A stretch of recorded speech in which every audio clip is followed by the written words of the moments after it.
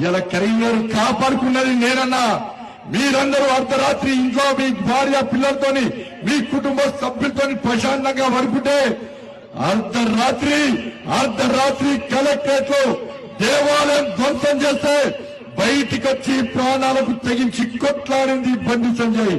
అరే India Pakistan match అయితే అర్ధరాత్రి ఇలా నల్ల జెండాలతో పాకిస్తాన్ కి అనుకూలంగా ఇండియా గెలిచిందని నిరసన వ్యక్తం చేస్తే ఒక్కొక్కరిని బట్టలు ఊడరించి రాజీవ్ చౌక్ లో ఉరికిచ్చి కొట్టింది బండి సంజయ్.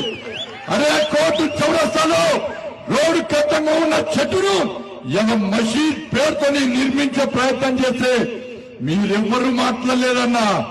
మీకు ప్రతినిధిగా ఈ ధర్మ రక్షకుడుగా నేను ఆ చౌరస్తాలో చెట్టును వేర్లతో సహా నరికేసి ట్రాఫిక్ ఇబ్బందులు లేకుండా చేసి జైలుకు